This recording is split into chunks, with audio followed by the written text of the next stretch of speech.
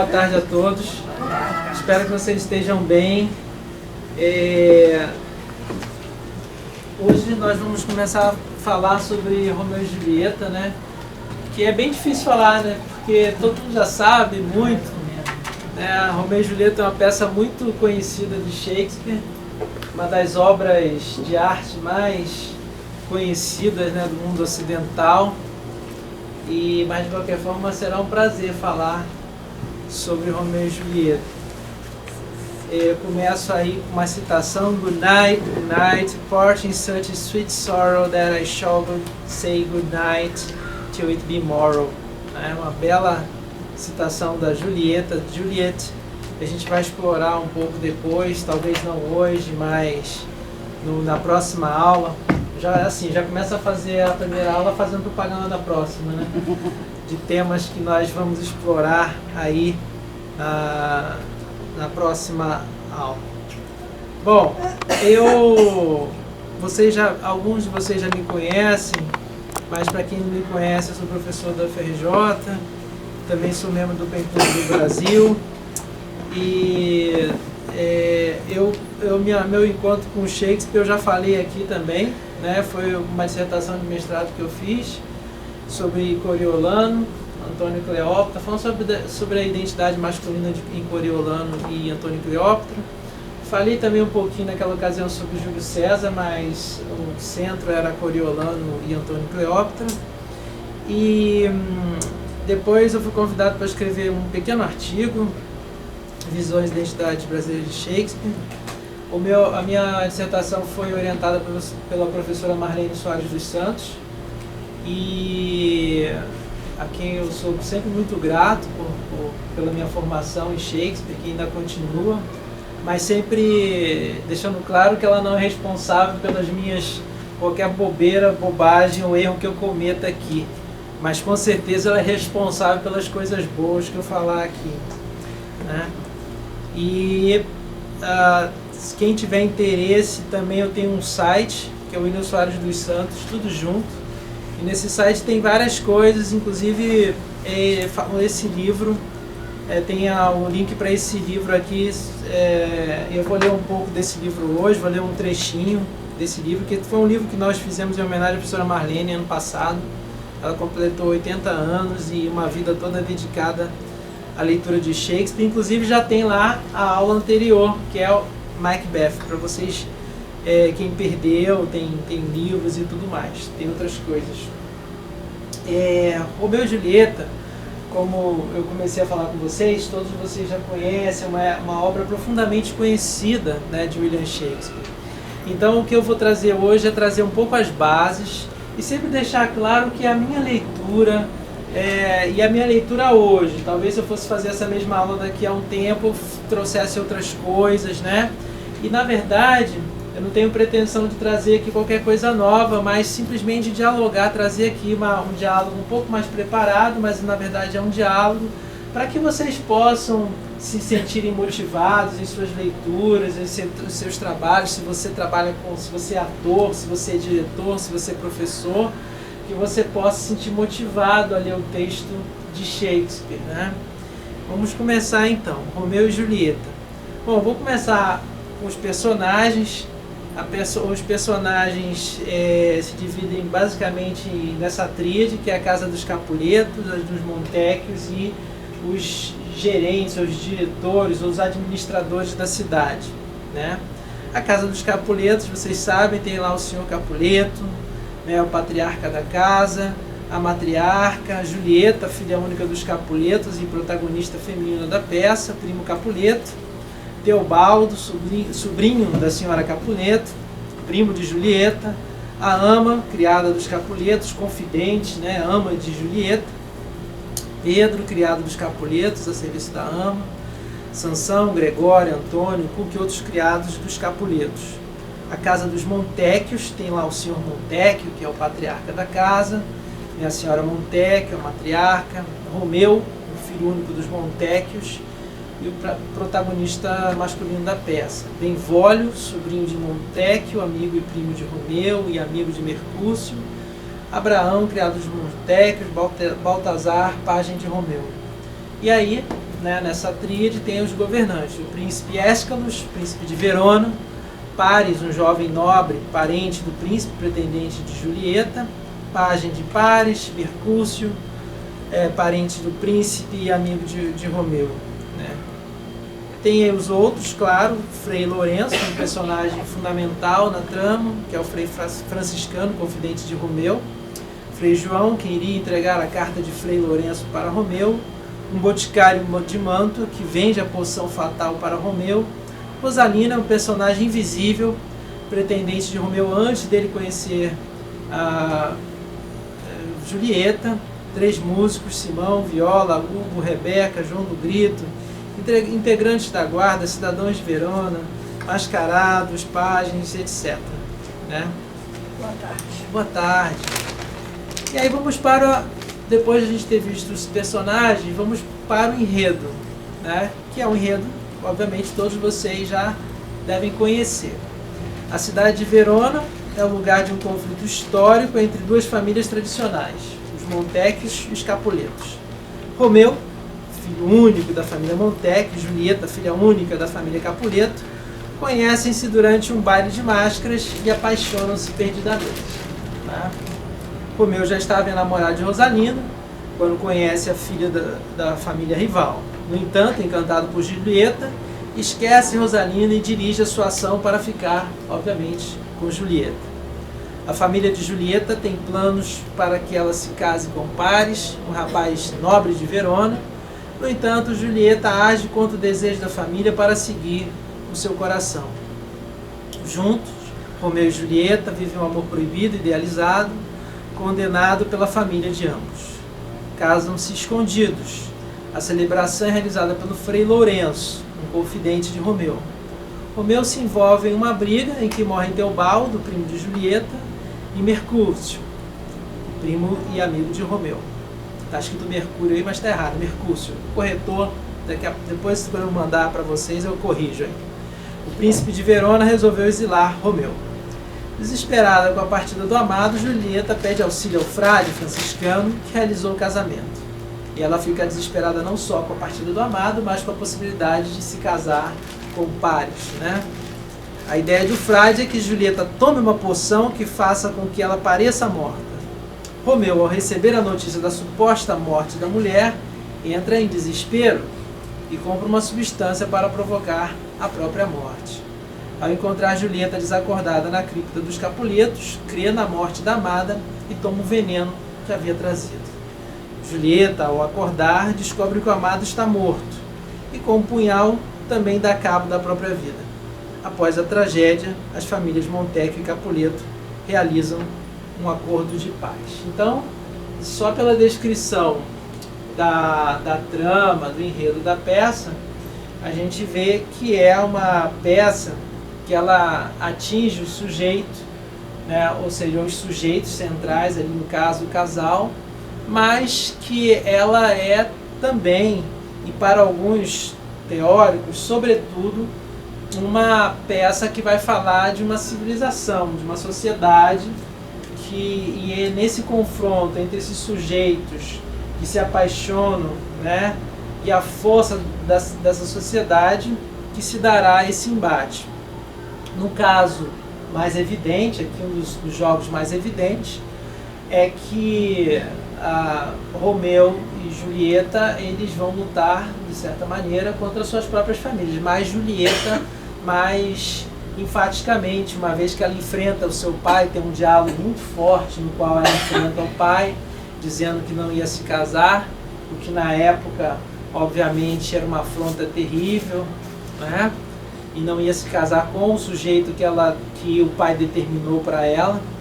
E ela se mostra uma personagem muito forte nesse sentido, a gente vai ver um pouquinho isso adiante.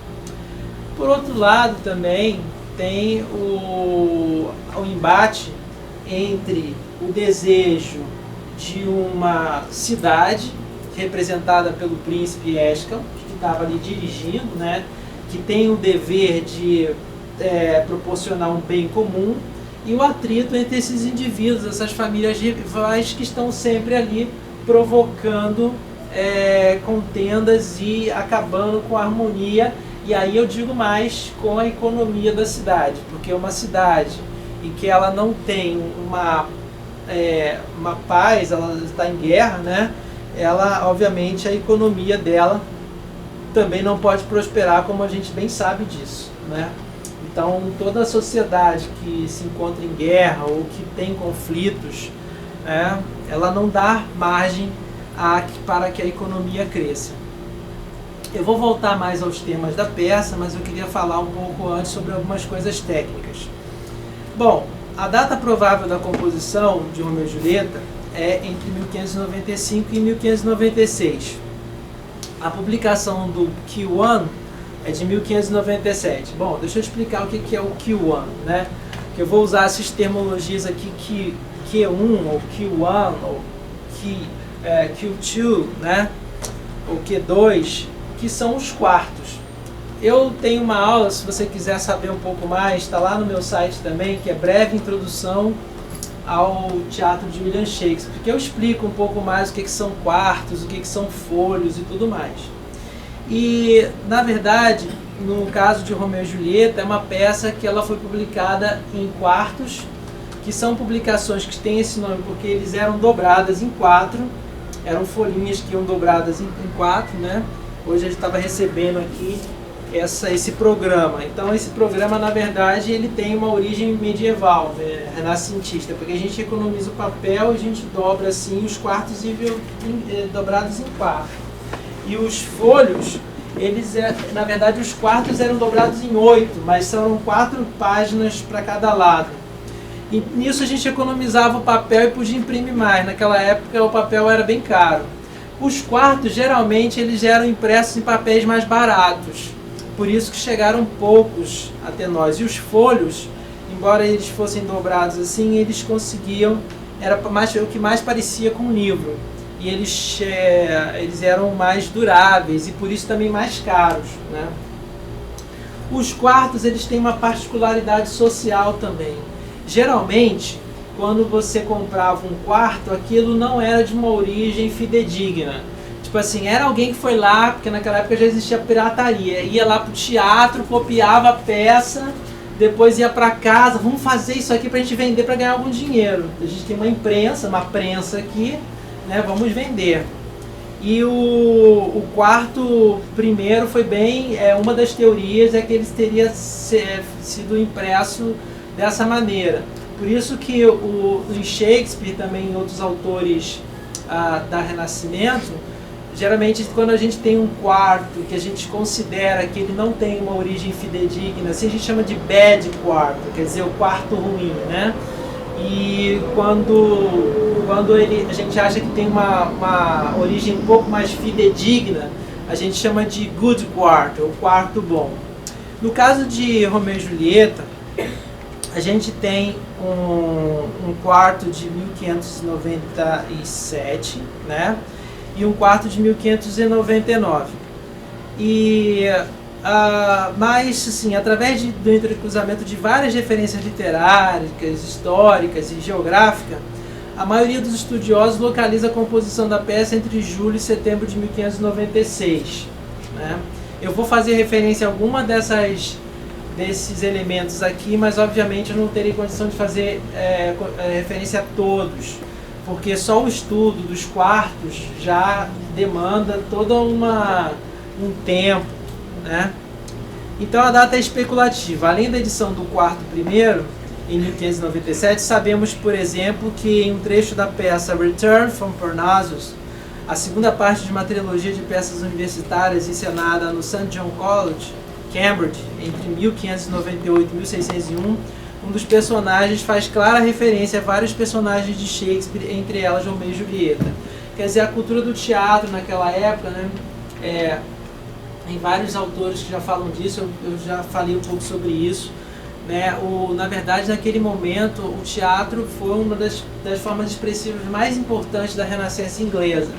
E ele, na verdade, se dava não apenas dentro das grandes cidades, da grande cidade de Londres, né, que foi o centro motor de todo esse movimento teatral, do teatro elisabetano e jaimesco, né, ou jacobino, como eu prefiro, mas também havia peças encenadas nas universidades, nas congregações, toda uma tradição de teatro medieval também, né, que parte toda. Então, a gente sabe que nessa peça, nessa trilogia, foi encontrada referência já a personagens de Romeu e Julieta e de outros personagens de Shakespeare. Então, a gente vai entrecruzando, né, vários elementos para chegar a essa data. O quarto 1, como eu já falei, é de 1597. O quarto 2, né, o Q2, é de 1599. Depois, em 1609, nós temos uma reimpressão do Q2, foi encontrada. Tem o Q4, que é de 1622, um ano antes do First Folio. E o First Folio, que eu já tive a oportunidade de dizer para vocês nos últimos encontros, foi essa reunião de peças do Shakespeare, né? E publicado em 1623, e que sem a qual a gente teria perdido muitas peças fundamentais do Shakespeare. O Romeu e Julieta foi uma das que já tinha sido impressas no quarto, mas volta a ser impressa no folho. E depois teve reimpressões.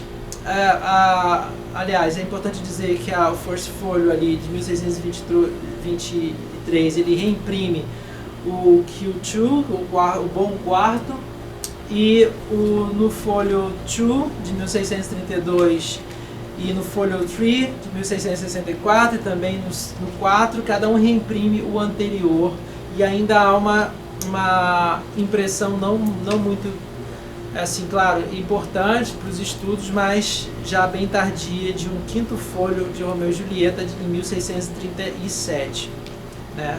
Mas os dois mais importantes são, os três mais importantes que vão dar a configuração, é o Q1, o Q2 e o First Folio. Esses vão dar a configuração do texto, né? Bom, vamos falar um pouco dele, do Q1. Ele é de 1597, é considerado por grande parte dos estudiosos como sendo o bad quarto da peça. E até o momento temos notícia de que 5 cópias dessa edição chegaram até nós. Hoje, obviamente, são caríssimas, então são disputadíssimas, ou estão em grandes bibliotecas na Bodleian, né? Ou então outras grandes bibliotecas shakespearianas ou da Inglaterra ou dos Estados Unidos. Ele apareceu com o título An Excellent Conceit of the Tragedy of Romeo and Juliet, as it hath been often presented with great applause played publicly by the Right Honourable of the Laws of Hunstone and his servants, London, printed by John Denter, 1597. E tem uma capa dele aqui que eu consegui na internet, né, pra gente ter uma ideia. E aquela transcrição que eu acabei de fazer, na verdade, é a transcrição da capa, como aparece aí, né? Bom, o fato do Q1 de 1597 não aparecer no Stationery Register não indica o fato de que os impressores tinham o direito de imprimir uma versão da peça. Eu já acho que falei um pouquinho sobre isso, mas não tem problema, a gente vai relembrando.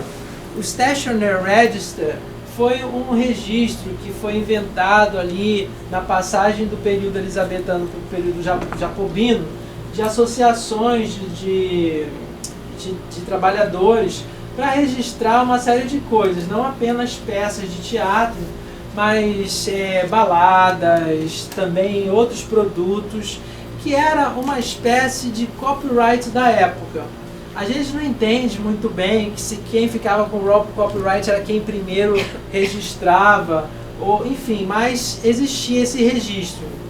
E é muito interessante porque a gente encontra versões de algumas peças, a gente sabe de datas por conta desse registro. Mas o Q1 ele não foi registrado, então a gente acredita que por isso, alguns estudiosos acreditam que por isso ele não era uma versão balizada pelo William Shakespeare ou pela companhia dele. De qualquer forma, esse texto, ele vai ganhar importância ao longo do tempo, principalmente a partir do momento em que os editores da peça Romeu e Julieta começam a utilizá-lo como um elemento chave para a leitura do Q1, né? E é uma coisa muito interessante, porque com o tempo existem outras teorias surgem a respeito desse primeiro texto. Ele começa a ser visto de uma outra maneira, né? E embora a versão do primeiro quarto traga em sua capa apenas o nome de John Dante, ele trabalhou com outro impressor, Edward Aldrin. Ambos imprimiram diferentes partes do texto com fontes diferentes em um processo de encaixe de trechos e fontes diversas para formar o todo textual, o que indique talvez a urgência talvez a urgência da empreitada.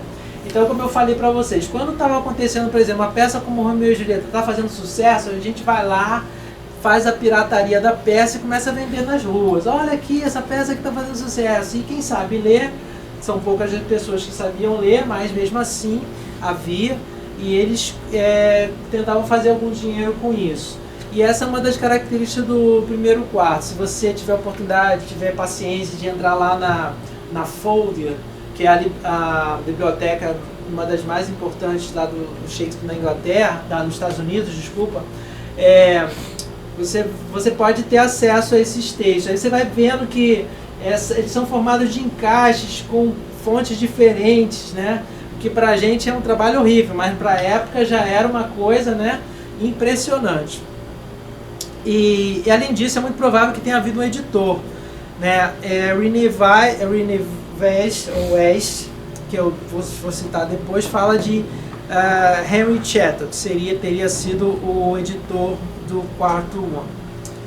O segundo quarto, que surge em 1599, portanto apenas 2 anos após a impressão do primeiro, é considerado por grande parte dos estudiosos como sendo o good quarto, né, o bom quarto. Né? Ele apareceu com o título de The Most Excellent and Lamentable Tragedy of Romeo and Juliet, newly corrected, augmented, and amended, as it hath been sundry times publicly acted by the Right Honourable the Lord Chamberlain his servants, London, printed by Thomas Prideaux for Cuthbert Bubby, and are to be sold at his shop near Exchange 1599.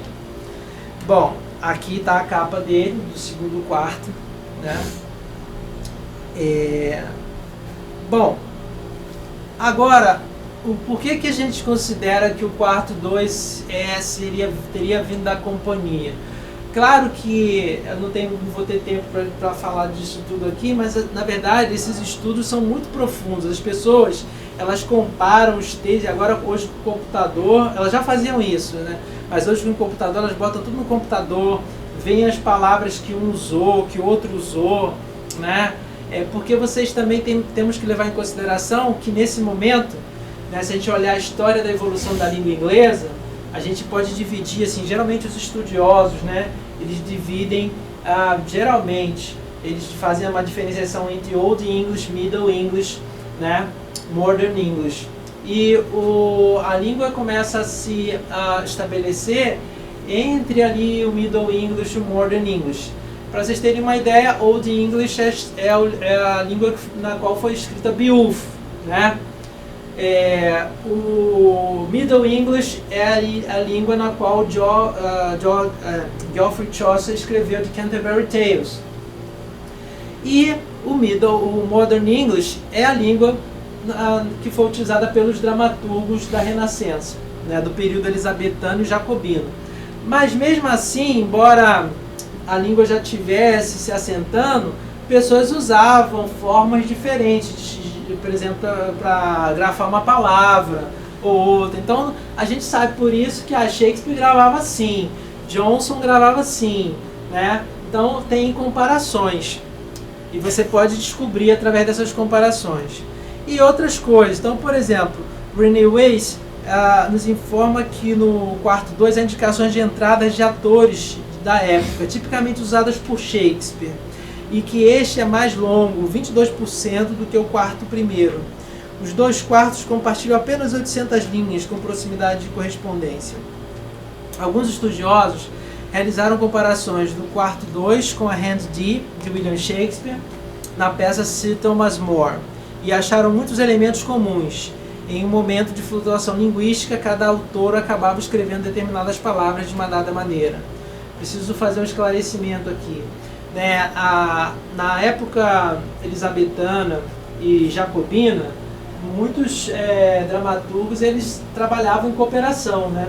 Na verdade, isso sempre se deu, né? Você veja assim hoje, estava conversando com uma colega, ela falou assim, não, mas isso acontece até hoje. Você veja, por exemplo, a novela da Globo, tem aquele autor principal, mas você tem vários núcleos que escrevem partes diferentes, né? Porque tem a trama A, tem a trama B, e os atores eles trabalhavam dessa maneira. E lá chegou um determinado período do período jacobino, né? Que o William Shakespeare era convidado, a gente acredita, para escrever várias peças. Várias não, mas algumas. A gente sabe que ele escreveu algumas. E uma delas é Sir Thomas More. Sir Thomas More fala, né, do Sir Thomas More, que escreveu Utopia, e todo mundo conhece e tal. Mas eles fizeram uma peça ali e tem várias mãos. Cada mão é uma pessoa que escreve, né? E a gente sabe que The Hand D, a chamada mão D, letra D, é de William Shakespeare. E é talvez o único documento, é um dos poucos documentos que a gente tem com a letra dele escrita, né? E a peça foi censurada por várias coisas, porque ela falava de rebelião, porque ela falava de assassinatos, enfim. E o censor na época ele censurou a peça. Mas esse texto ele começou a circular na internet recentemente, principalmente depois dos 400 anos de morte de William Shakespeare, foi em 2016, com William McKellen, ele recitou esse trecho escrito por ele, que é um trecho que fala sobre os estrangeiros, ele fala sobre os imigrantes. E as pessoas consideram incrível como Shakespeare, já naquela época, via o sofrimento dos imigrantes e faz um texto de piedade, de humanidade, né, em relação que, na verdade, os ingleses deveriam ser fraternos com esses estrangeiros que estavam chegando naquela cidade. E ele coloca essa fala. Bom, vamos continuar aqui. Grandes parte dos estudiosos consideram o Q1 uma cópia pirata, mas há aqueles que consideram o Q1 uma cópia para apresentação em cidades afastadas de Londres, e por isso uma versão do texto original da companhia teatral que não deve ser menosprezada. Há muitos estudos comparativos dos textos do quarto 1 e 2 detalhados, e hoje muitas edições balizadas são feitas a partir do cotejo de ambos os quartos. A edição da Arden de 2012, que é essa aqui, realizada por René Wyss, por exemplo, é baseada no quarto 2, mas utiliza 85 linhas aí desses capítulos, desses atos, ato 1, cena 2, linha 51, né, ato 1, cena 3, da linha 35, do quarto primeiro. Além de outras escolhas realizadas a partir do cotejo dos dois textos. Alguns editores eles vão escolher palavras do quarto 1, outros do quarto 2, porque eles acham mais precisas. Então, quer dizer, não é uma tarefa muito fácil, como vocês veem, trabalhar com um texto da Renascença. E há todos esses cotejos para fundar um texto, uma edição, por exemplo, como essa aqui, né? E essa edição aqui, além de ele falar de tudo isso, de esse cotejo, no finalzinho ele vai trazer toda a cópia do quarto 1 para a gente poder comparar como o original. Então o estudioso que queira se debruçar e tal, ele pode, né, usar ir ao texto original, enfim, fazer o cotejo, ou o diretor de teatro, né, para que ele possa dar a versão dele. E também, obviamente, tem a versão do folho, que é uma versão que a gente entende que foi balizada no Q2, no quarto 2. E a gente não pode esquecer que essa é uma outra teoria interessante, né? Embora muitos críticos considerem que o quarto 1 seja uma cópia pirata, há a mesma possibilidade, como querem outros estudiosos, de que seja uma cópia da própria companhia, mas uma cópia menor, porque isso acontecia muito. Vocês sabem que, por exemplo, na Renascença, havia, estou falando da Renascença inglesa, estou falando desse período do teatro, né? Havia, por exemplo, qualquer coisinha se fechava os teatros. Então, por exemplo, uma rebelião na cidade, fecha o teatro. Aí os atores ficavam sem ganhar dinheiro, porque embora eles fossem, eles tinham a libré de um nobre, ou do Chamberlain, ou depois no período jacobino eles passam a ser de Kingsmen, né? Esses nobres, eles não davam dinheiro nenhum para esses atores, para essa companhia. Eles tinham libré porque eles eram os homens do rei ou de Chamberlain, porque eles eram autorizados a trabalhar ali, porque sem essa autorização eles eram presos como vagabundos, né? Mas, então quando fechavam-se os teatros em Londres, né, eles tinham que excursar. Eles iam para cidades menores, eles saíam excursando para poder ganhar a vida. E nessas excursões, muitas vezes era mais interessante eles cortarem os textos, porque, obviamente, tinha em Londres, eles já tinham espaços próprios, eles tinham tempo próprio, né? Então a gente sabe que o William Shakespeare ele foi dono do Globe Theatre, né? Ele era um dos sócios do Globe Theatre. Então, quer dizer, ele ganhava ali. Quanto mais tempo você ficava ali, melhor, porque você podia comprar outras coisas, vender cerveja, etc. Até hoje é assim. Quando você vai lá em Londres, você pode beber cerveja, ficar lá vendo no teatro, né? E a tradução que eu vou utilizar aqui é a da Bárbara Eudora, Rio de Janeiro, Nova Fronteira, cujas edições fontes ela não referenda aqui. Eu procurei, mas não achei, ela deve ter referendado em algum lugar.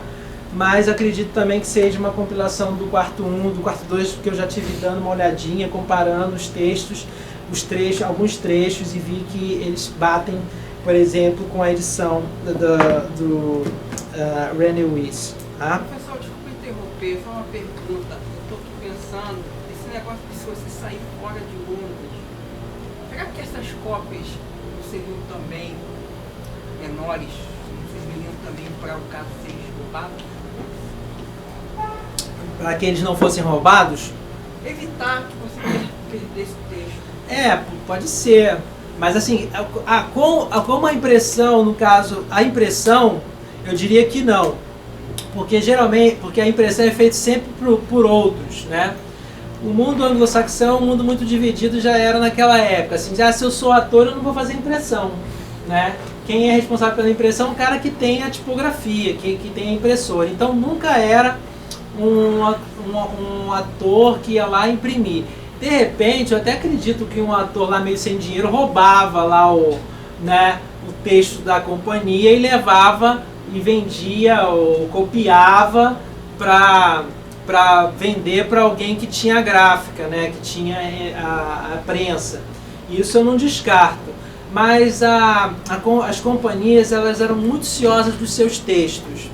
E o fato de que o Q2 tenha sido impresso 2 anos depois do Q1, eu acredito, e alguns isso baseado na minha leitura de alguns estudiosos, é que assim, quando uma peça começava a fazer muito sucesso e ela era pirateada, aí a companhia decidia vender também. Na verdade a gente vender, porque senão a gente vai perder dinheiro, já que já estão vendendo por aí, né?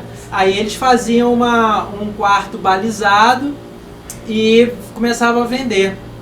Mas esses textos eram assim, embora a gente saiba que William Shakespeare é autor da maior parte do texto, mas o texto era da companhia, né? E na verdade, mesmo que a gente chame o que a gente chama hoje de William Shakespeare, a gente sabe que uma fala aqui, outra coisa ali, na verdade era um trabalho meio coletivo. Em muitas ocasiões era bastante coletivo, porque eu não sou do mundo do teatro, mas todo mundo que vive no teatro sabe disso, que o teatro é uma coisa coletiva. Ah, essa frase não ficou boa, tira. Esse negócio aqui não tá bom, tá muito clássico, vamos fazer uma coisa mais popular, vamos fazer uma piadinha aqui no meio. Né? Então, é claro que ele com certeza, a gente sabe que tem características dele. Mas esses textos eram textos da companhia que eram preservados, né, a todo custo. Inclusive, infelizmente, é uma das razões pelas quais muitos textos se perderam, né? Muitos textos estão sendo redescobertos ou outros a serem encontrados. Tem pessoas que são especialistas em encontrar esses textos, porque como a companhia conservava aquilo, né, a 7 chaves, tinham poucas cópias. E, por exemplo, acontecia um incêndio, já era. Ou então alguém bebeu demais e viajou e deixou lá na outra cidade, já era. Então se perdia, né? Mas são teorias interessantes e algumas com algumas provas e tudo mais. Vou falar um pouco agora sobre as fontes da peça. Não sei se eu te respondi, mas deixa eu só retomar. Então, a impressão eu acredito que não tenha sido feita pelos atores, né? Mas talvez uma outra versão, talvez sim. Bom, a principal fonte textual de Romeu e Julieta, de Shakespeare, é o poema de Arthur Brooke intitulado The Tragical History of Romeo and Juliet, escrito em 1562. Outra fonte possível ao qual Shakespeare pode ter tido acesso é o conto de Romeo e Juliet, presente na coleção de William Painter, intitulada The Palace of Pleasure, escrita pouco antes de 1580, né? Mas assim, vocês sabem que a grande genialidade de Shakespeare é a construção narrativa dele, né? Então ele é um grande dramaturgo, ele tem uma capacidade de construir as histórias de uma forma muito particular, de uma forma muito única, né?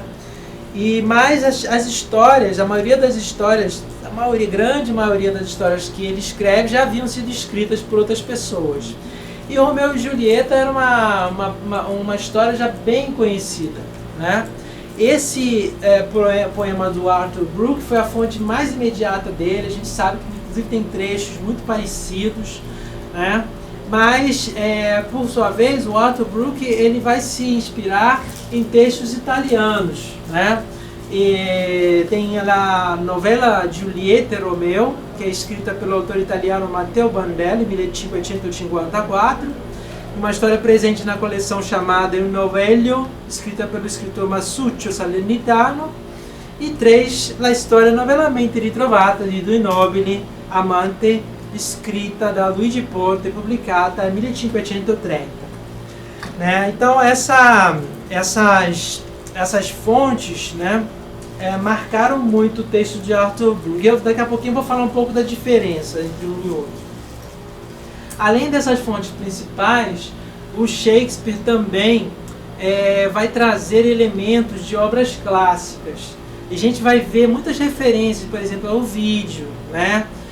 Mas também, isso é uma coisa que eu gostaria de marcar também aqui hoje, que além das obras clássicas, que já eram clássicas para Shakespeare, que a gente sabe que ele teve uma formação de latinista muito forte, né? Porque ele ia para a escola de manhã, estudava Ovídio, ele é muito influenciado pelas metamorfoses de Ovídio, mas também é muito interessante perceber como ele era muito antenado ao mundo dele, né? E muitos críticos, muitos estudiosos desse texto, né, de Romeu e Julieta, mostram que, por exemplo, existe um panfleto chamado Have With You to Saul from Walden, que foi escrito por Thomas Nashville em 1596, né, que tem muitos elementos ali que mostram que a construção do personagem Mercúcio de Shakespeare foi baseada nesse panfleto. E vocês percebam que era muito interessante, na época de Shakespeare, existia assim, um boom, né? A Renascença chegava na Inglaterra com toda a sua força. Então, um boom cultural. e as pessoas publicavam panfletos difamatórios, ou então elogiosos, ou então poemas, ou então almanaques, né? A gente sabe que, por exemplo, o William Shakespeare já estava na década de 1580 trabalhando em Londres por conta de um almanaque, né? O Robert Greene escreve lá falando mal do Shakespeare, né? Que ele se achava uma pessoa muito boa. E o Robert Greene, na verdade, estava enciumado com o sucesso do Shakespeare, que as peças do Robert Greene não estavam fazendo muito sucesso, mas o Shakespeare fez algumas peças que já estavam, né, Henrique VIII, se eu não me engano, já estavam fazendo sucesso, e ele ficou enciumado e escreveu lá em um desses almanaques, né, que eram livros anuais, que falavam de acontecimentos da cidade, e mostra isso. Então, na verdade, havia uma diversidade de publicações impressionante, né, na Renascença inglesa. E, através desse entrecruzamento de textos aqui e ali, a gente chega a algumas conclusões. E o Shakespeare, eu acho isso fantástico, como ele estava antenado ao tempo dele também. A gente pensa assim, não, ele foi influenciado por Ovídio, ele leu obras clássicas, mas não apenas. É claro que ele tinha uma boa formação, mas eu acho muito interessante perceber como ele estava antenado ao seu tempo, como ele lia esses panfletos e ele incorporava esses elementos dentro da sua própria obra. Mesmo porque panfletos que faziam sucesso, poemas que faziam sucesso, as pessoas tinham acesso, né? Então tinha o quê? Tinha entrecruzamento de referências, né? Tinha ali o que a gente chama de referência sobre referência, enfim, né? Eu vou falar só algumas palavras aqui sobre o Romeu e Julieta de Arthur Brooke, porque ele é importante, porque principalmente, eu acho, para traçar algumas diferenças, né? É um poema, né? Foi publicado em 1562, republicado em 1582 e 1587, e ele fez bastante sucesso. Olha aí a capa dele, né?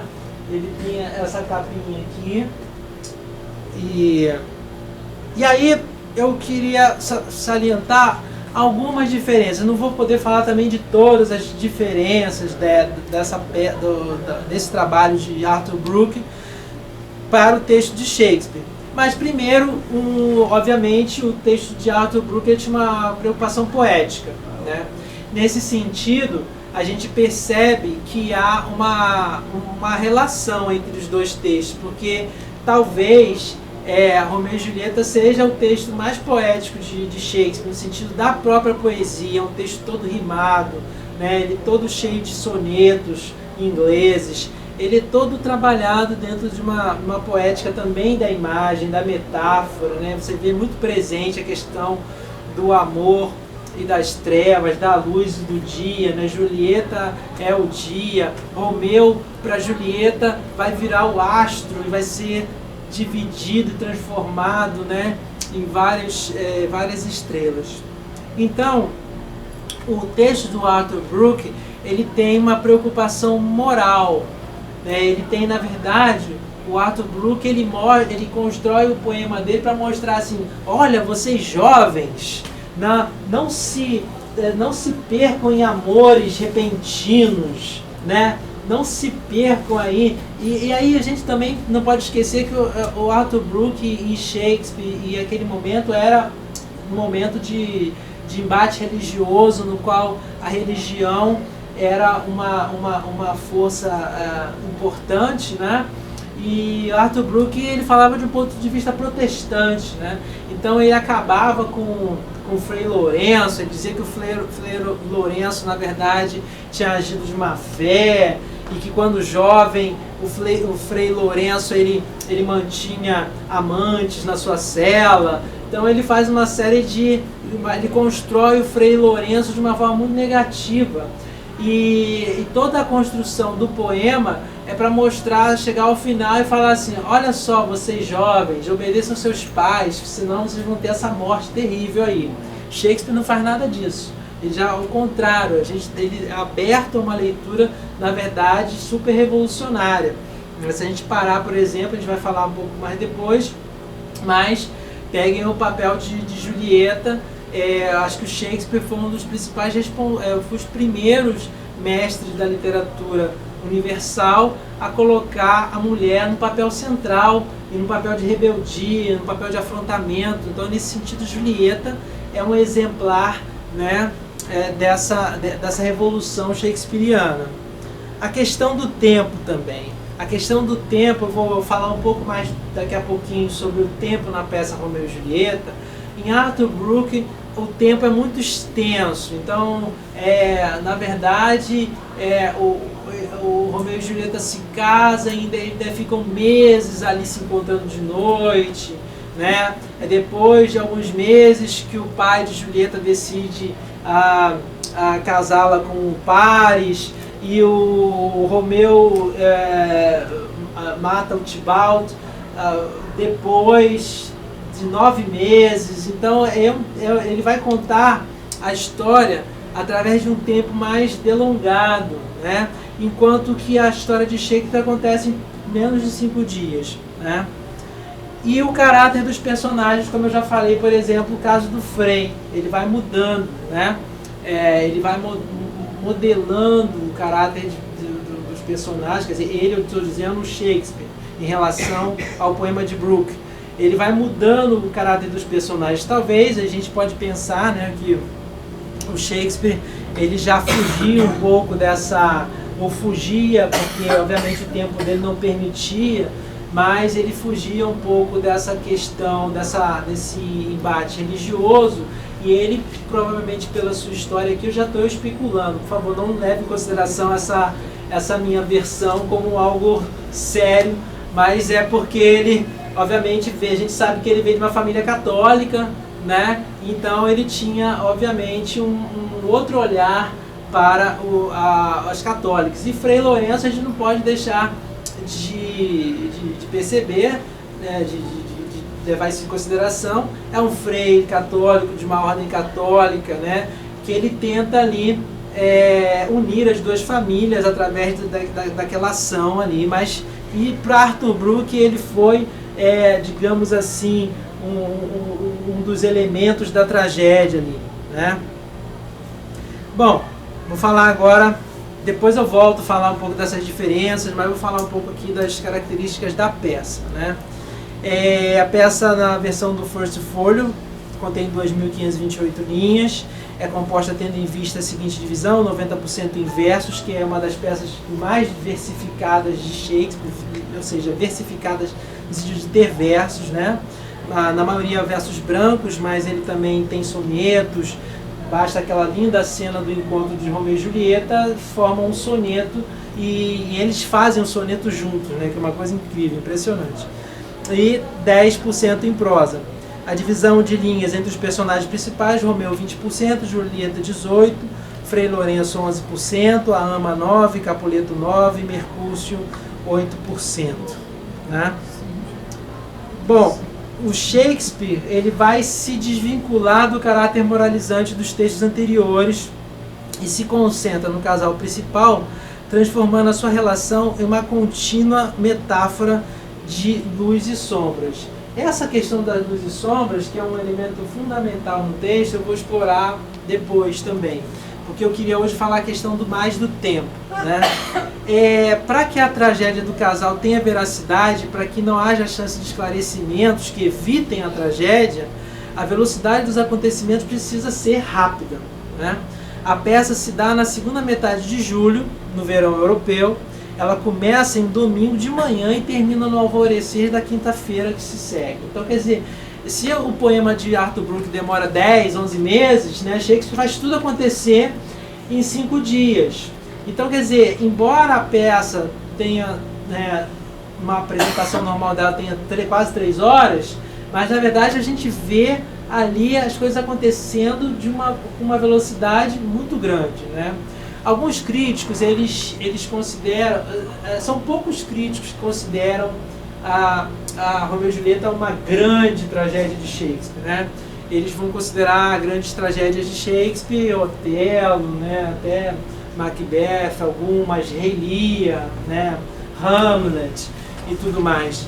Mas, obviamente, muitos concordam que Romeu e Julieta tenha sido um ponto importante na passagem de um Shakespeare anterior para um Shakespeare que viria, né? Que ali já estão presentes elementos como, por exemplo, o domínio da velocidade do tempo, o domínio textual, o domínio da cena, né? E isso é muito interessante. Eu trouxe aqui para vocês quadro dos acontecimentos para vocês terem uma ideia, né?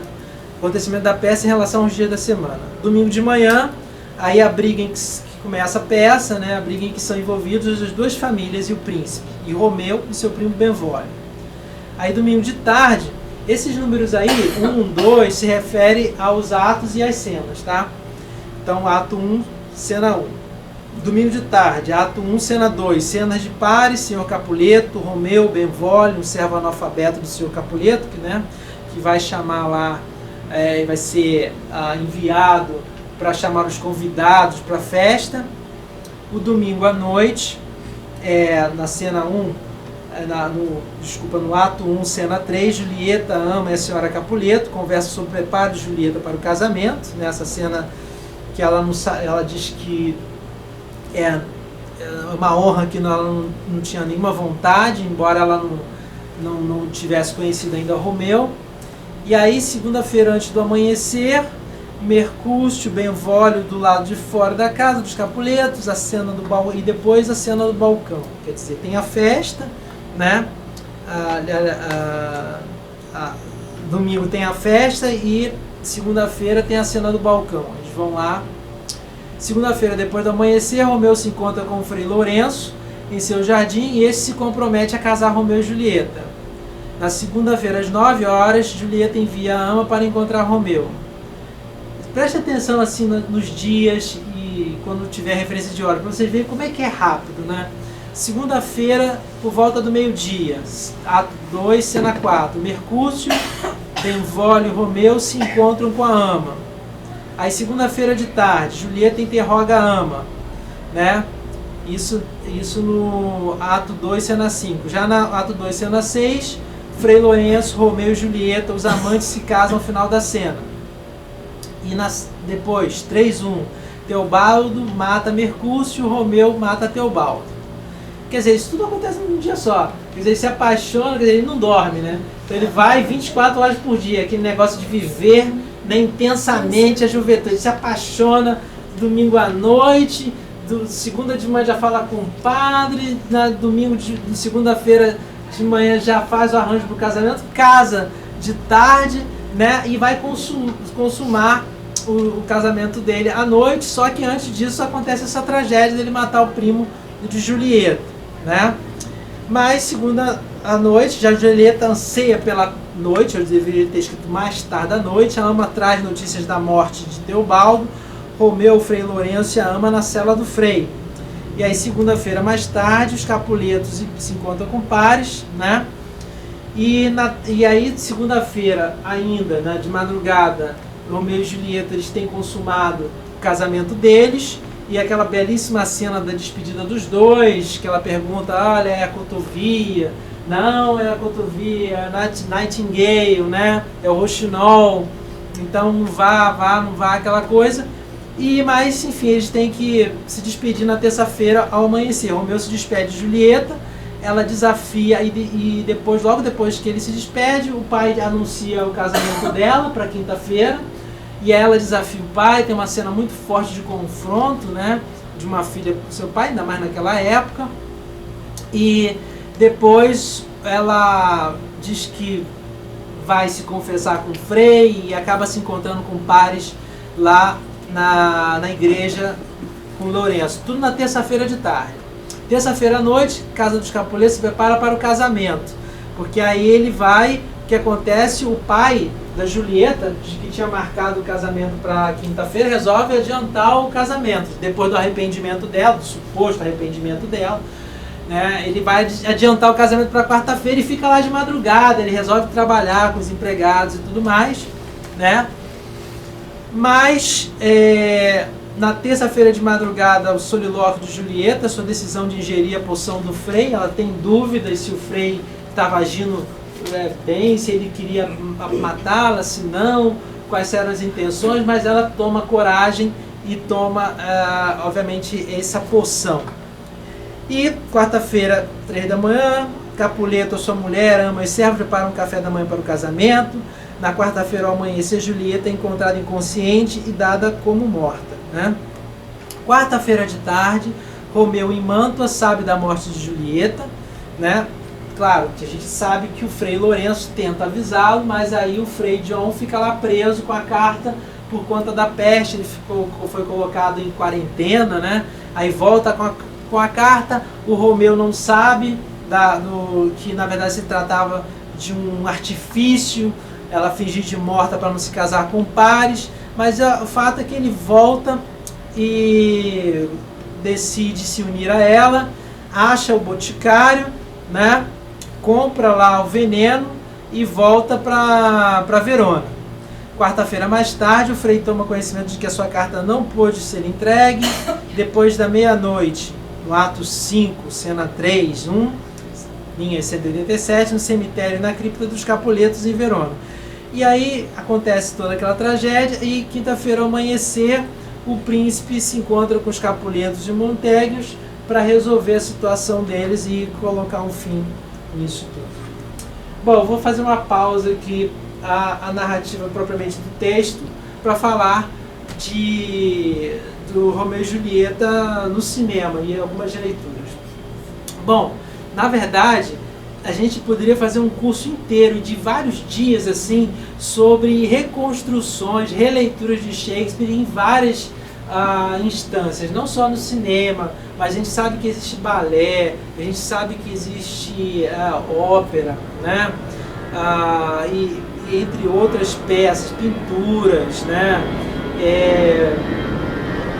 Eu vi uma releitura muito interessante da peça Romeu e Julieta há um tempo atrás aqui no Rio de Janeiro, feita por um casal de...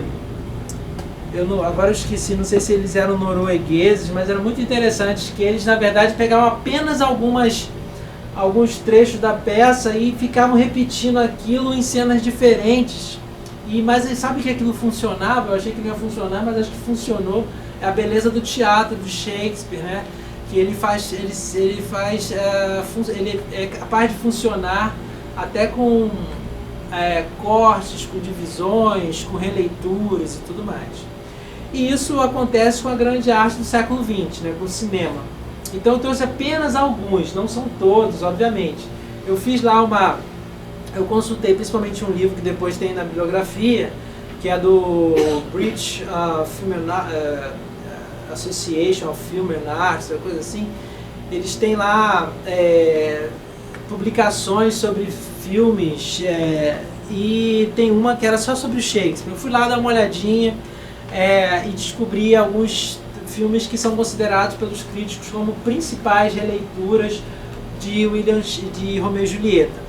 Tem esse primeiro aí, que é considerado, na verdade teve antes, mas era mudo, né? Foi mudo, mas eu resolvi não notar, mas o que fez muito sucesso foi esse Romeu e Julieta aí do diretor George Cukor, de 1936, que ainda foi preto e branco, né? Depois teve uma versão francesa, Les Amants de Vérone, de André Caillat, na França, em 1949. Depois, Romeu e Julieta, de Renato Castellani, que foi uma versão italiana bastante interessante. Eu não vi o filme todo, assim, mas vi algumas coisinhas, achei bem legal. Que foi uma obra assim, que já foi assim, a gente pode dizer que era uma grande produção para a época, em 1954, que já procurava ambientar a história nas próprias cidades, né? Foi muito interessante. Depois a gente tem essa famosíssima, né, West Side Story, de Robert Wise e Jeremy Robbins, que tem cenas muito conhecidas, né, standard, ficando famosa, Tonight, Tonight, né? Então é bem legal, que é um musical que na verdade eles colocam ali entre gangues, né? Gangues de Nova York e de latinos e americanos, e funciona muito bem com música de Leonard Bernstein, né? Uma coisa altamente luxuosa assim para a época, fez um enorme sucesso e faz sucesso até hoje. As músicas são maravilhosas, altamente recomendável. Eu recomendo que vocês procurem, quem não conhece. Depois tem esse filme que eu gosto muito, que é o Romeo e Julieta de Franco Zeffirelli, de 1968. Também foi um grande sucesso, foi a primeira grande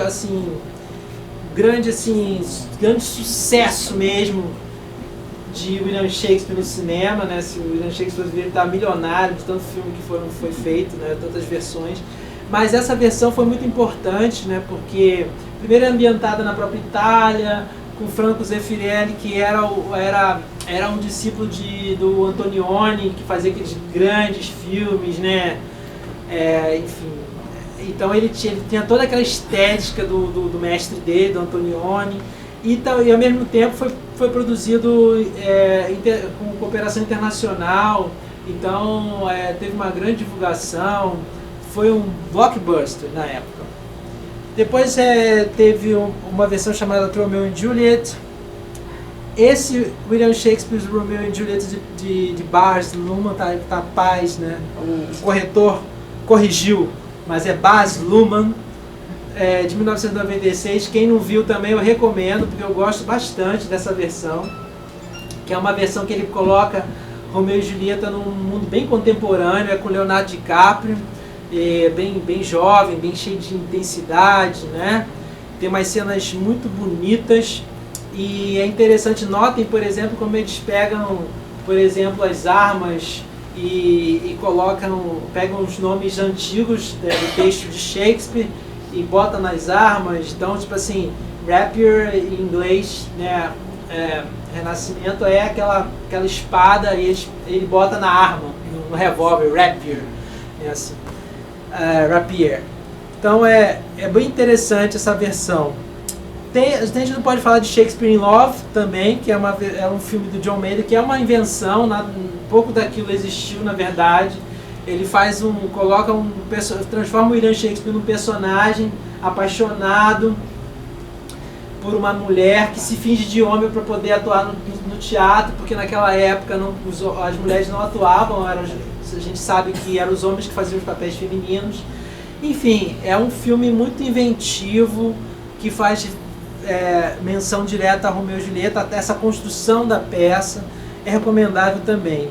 E tem versões internacionais, outras, mas uma que ficou bem famosa foi feita em Singapura em 2000, no ano de 2000, por esse diretor que é conhecido como Chick, que é a Chicken Rice War, né? A guerra do arroz com galinha, né? Que ele coloca a história de Romeu e Julieta dentro de um contexto de guerra de comerciantes, de famílias rivais, e funciona muito bem também, né? Aqui uma cena da Leslie Ward e Norma Shearer, de George Cukor, de Romeu e Julieta. E a gente tem que levar em consideração que, além dessas versões propriamente, né, elas aparecem em muitos momentos, em muitas outras obras, né? Aqui no Brasil também tem vários exemplos, temos novelas, temos versões e tal, mas eu fiz uma pesquisa e lembrei, né, que o Oscarito e o Grande Otelo também fizeram uma versão de Romeu e Julieta muito, claro, humorística e tudo mais, nesse filme Carnaval no Fogo, no qual o Romeu, né, o Oscarito, e Julieta, quem faz Julieta é o Grande Otelo, são dois empregados pobres e pouco educados, que ensaiam aquela cena para ver se conseguem convencer um diretor de teatro a contratar o personagem representado por Oscarito, no ano de 1949. Esse é um depoimento, minha mãe participou desse filme. Olha que legal. Ela apareceu no ano passado. Sinto muito. Mas que interessante, ela deve ter histórias maravilhosas. Deve ter tido histórias maravilhosas sobre o filme. E eu trouxe para vocês aqui, foi produzido pela Atlântida, eu vou ver se eu consigo colocar aqui para a gente ver um pouco dessa versão aqui. Vamos ver se a gente consegue ver. sorri do sofrimento aquele que nunca sofreu.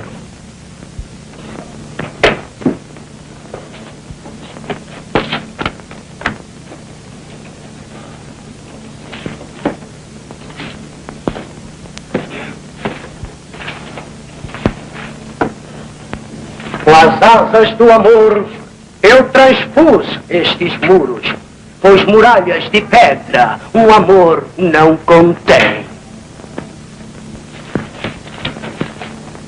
Que luz é aquela no balcão? Será Julieta? Ou será que ela não vem?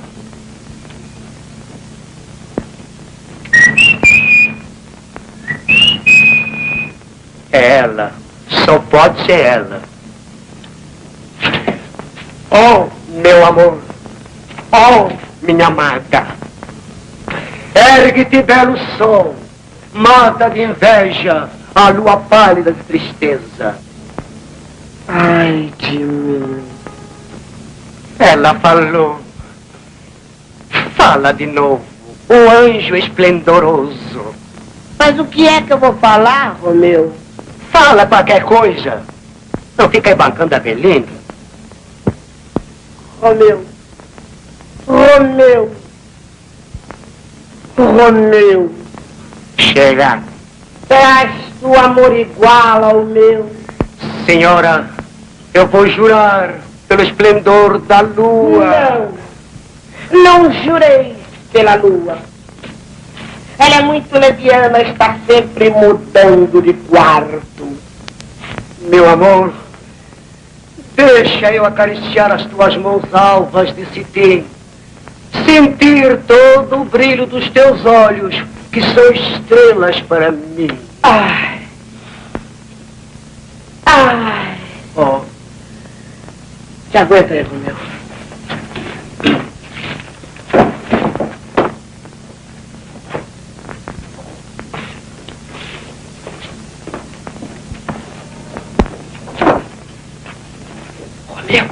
Romeu! Ah.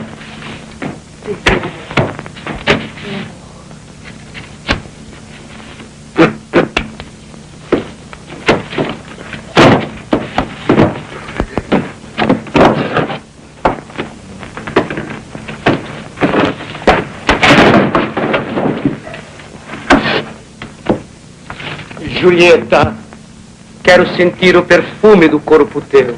Perfume que extasia e tonteia este Romeu.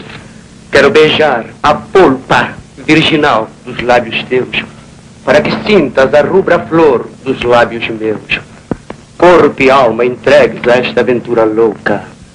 Julieta, oh Julieta, como é? Tu aí nessa boca?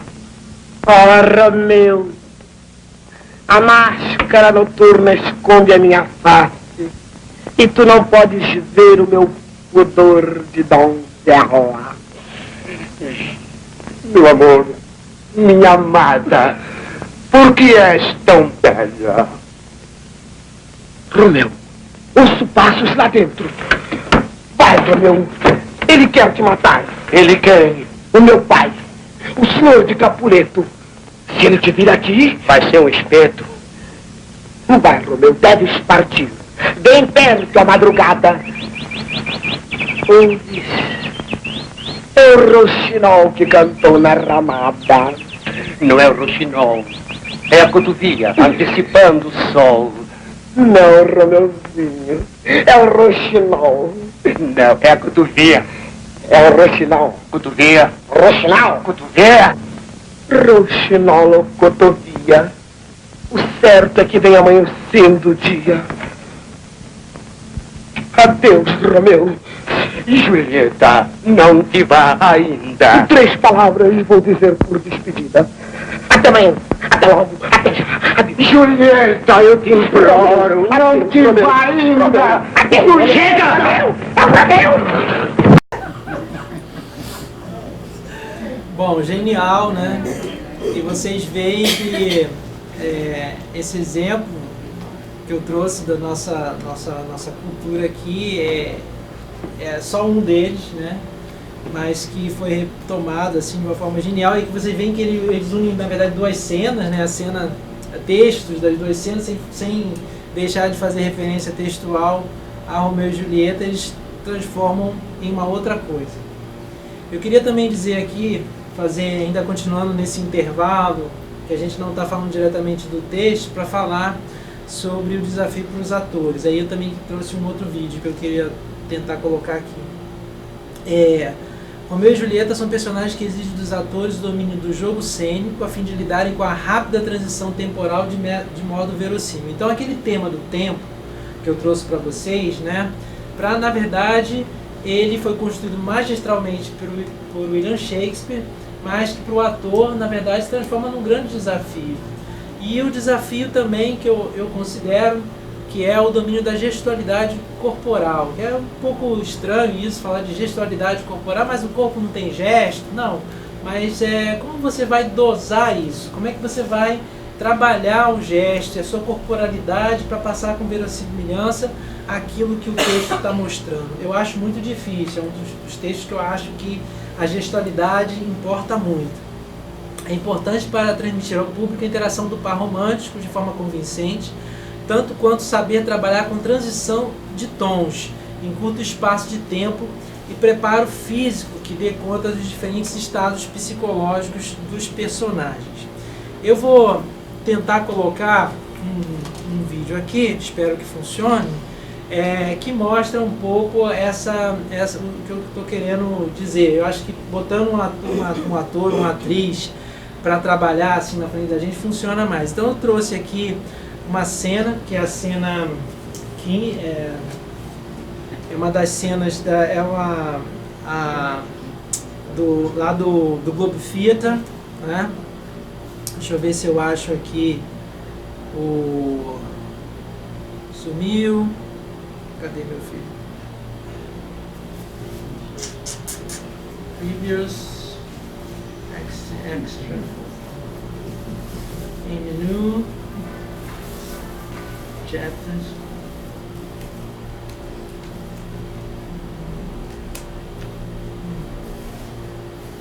Aí, nessa cena aqui, eu gostaria que vocês olhassem para a atriz, né? Como é que ela trabalha a gestualidade dela, como é que ela trabalha a fisicalidade dela.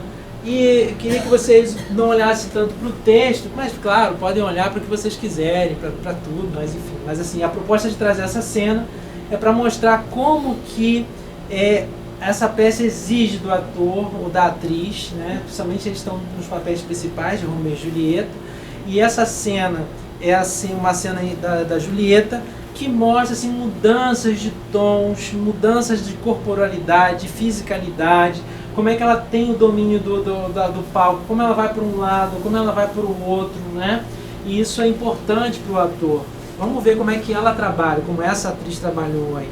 A cena em que a Julieta sabe que Tybalt, que é o primo dela, foi morto pelo Romeu, vocês reparam o trabalho da atriz, né? No caso aí é da Ellie Kendrick, Eleanor Kendrick, conhecida como Ellie Kendrick, que é uma atriz que agora está fazendo um certo sucesso lá na Inglaterra, mas essa versão aí é de 2009, 2010, né? Mas vocês vejam o trabalho corporal dela. E eu também poderia trazer cenas de Romeu aqui também. Mas vocês vejam bem que eu achei essa cena, no caso, em que ela sabe, né, que o primo morreu, e aí naquele primeiro momento ela está ali, felicidade, ansiando pela noite, para consumar o casamento dela. De repente entra a ama com a corda, para que o Romeu pudesse subir lá no quarto dela, mas ao mesmo tempo dá essa notícia triste que o primo morre, mas a ama se confunde, não dá a notícia primeiro ela acha que o Romeu tinha morrido, depois que o Romeu Tybalt tinha morrido, né? Depois ela fica sabendo que quem morreu foi o Tybalt, mas que foi morto pelo Romeu. Enfim, vocês percebam que para o ator é um trabalho físico, né? Que exige bastante, né? E não só de uma fisicalidade que a gente poderia chamar de histriônica, mas todo um trabalho textual, de imposição da fala, de mudança das tonalidades, né? Então realmente o Shakespeare, infelizmente ou felizmente para nós, né, ele não dá um trabalho fácil para o ator. Ele é sempre o ator, ele sempre ele pede muito do ator, né? Então por isso que eu fiz questão de trazer aqui que para o ator ele tem que ter esse preparo físico para lhe dar conta de toda essa gestualidade e, é claro, sem falar, obviamente, da entonação do texto, da rima e tudo mais, né? Bom, agora a gente vai voltar, sem ter saído do texto, vamos ver umas imagens importantes da peça. Uma das principais dela é a dicotomia entre o dia e a noite, né? Professor, Pois não. só um registro que você citou vários filmes, eu acho que seria interessante também lembrar da montagem que o Gabriel Vilela fez com o Grupo Galpão. Ah, sim, né? Maravilhosa também, né? Foi premiada. Foi. Exibida no próprio Globo Theatre. Sim. Acho que ela pode ser encontrada também no YouTube. Vou procurar. Muito bem lembrado. Muito obrigado. E realmente, uma montagem brasileira, né, ser reconhecida internacionalmente, a gente tem que do ter... folclore mineiro, né? Sim, retomando tradições nordestinas, misturando com medievais, né? Muito interessante. Muito boa lembrança. Vou retomar. Na próxima aula já vai ser diferente, já vai ser com o Gabriel Vilela. Aqui eu queria retomar, vocês lembram, no texto de chamada do nosso curso, eu coloquei lá que mais do que uma tragédia de amor e tudo mais, tinha uma questão da sociedade, né? Eu não vou perder assim tempo assim, para, com as minhas palavras, tentar mostrar isso, porque eu achei um texto muito interessante que, né, fazendo mil propagandas aqui do texto que eu publiquei, mas da professora, que é da professora Fernanda Medeiros, que é uma grande shakespeariana de hoje. Nesse livro aqui, ela faz um texto que, inclusive eu já usei esse texto na última aula, porque ela falou também de Macbeth, da Lady Macbeth. Mas ela, em um determinado momento aqui, ela vai escrever sobre o Romeu e Julieta. E ela vai dizer: Romeu e Julieta, a origem do amor é trágico e moderno. Eu vou ler um pouco esse trecho com vocês aqui, porque é a professora Fernanda Medeiros, que ela é especialista em Shakespeare, professora da UERJ, inclusive dá curso de Shakespeare aí no Casa do Saber, né, se eu não me engano. Enfim, ela está sempre falando sobre Shakespeare em várias instâncias aí, e eu trouxe esse trecho desse texto para ler com vocês. Depois vai ser enviado para vocês, tá? Então, graças à peça de Shakespeare, a história dos amantes de Verona, que já fora contada anteriormente em italiano, francês, né, transformou-se no arquétipo do amor para nós ocidentais. Não apenas uma tragédia de amor. Romeu e Julieta foi adotada por nossa cultura como o próprio mito fundador do amor. É interessante isso, que ela vai mostrar que alguns antropólogos, né, colocam Romeu e Julieta com outras obras, mas principalmente Romeu e Julieta, como um mito fundador desse amor romântico. E aqui a gente já tem na peça vários elementos que mostram isso, né? Então, nesse mito, aqui estão implícitas as noções do amor como fatalidade do destino, né? E a experiência totalizadora ignorando quaisquer obstáculos. Claro, desde o início, né, Romeu e Julieta é apresentado com aqueles amantes, né, que tem cross star, né, ou seja, que tem ali o azar, né, são confrontados pelo azar. Bom, aí ela vai continuar. Também estão aí contidas as ideias de que a paixão erótica encaminha-se naturalmente para o casamento, né? Então, por exemplo, vocês veem que eles se apaixonaram perdidamente, mas eles estavam ali no contexto cristão, e então eles têm que se casar. Então eles têm que ter a bênção do rei, né? Da igreja. Então, tô aqui, já falei do pensando no rei, mas na verdade tem que ter a bênção da igreja, que é feita pelo Frei Lawrence, né?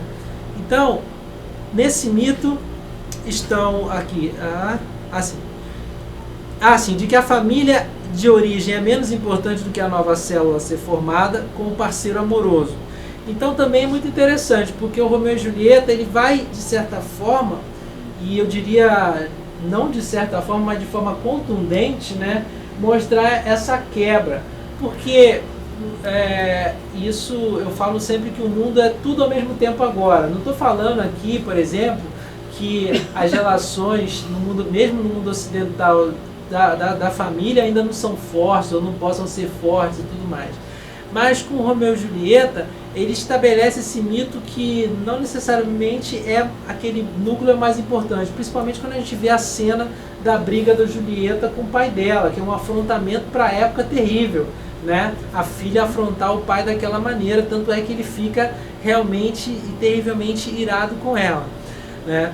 Mas, então, quer dizer, agora temos uma coisa moderna, que é a constituição do meu núcleo familiar, né? Eu vou deixar aquele núcleo lá, aquela grande família, aquela grande casa, e justamente essa história, o fato dessas duas grandes casas brigarem e esses dois outros membros quererem fazer sua própria casa, já fala disso, né? Quer dizer, Romeu e Julieta, eles fundariam uma nova casa se tivessem sobrevivido, né? E aí ela vai continuar. Eu acho que você tem, nesse caso, então, a quebra de tradição muito forte. Muito forte. Com certeza. Muito chocante. Chocante. Para a época foi chocante. Né? Foi super chocante, né, para a época. Até hoje, mas na época. Todo esse pacote de definições do amor circula em nossa cultura há muitos séculos. Estão aí tantas obras literárias e os meios de comunicação de massa que não nos deixam mentir. Algumas mensagens da peça vieram a ser intimamente associadas a esse mito, fazendo-os de ilustração. Uma delas é a sequência no baile dos Capuletos, quando Romeu e Julieta se conhecem. A ação criada por Shakespeare nessa cena transformou-se no verdadeiro clichê da retórica de representação do amor nas artes performáticas de modo geral. Lembremos o que acontece naquela noite de festa. Em meio ao barulho das vozes e da música, em meio à atmosfera tensa, já que Teobaldo reconheceu a voz do inimigo Montecchio e quer partir para a briga, Romeu, que já tinha avistado Julieta e já tinha esquecido seu louco amor por Rosalino, consegue se aproximar da moça e tomar-lhe a mão.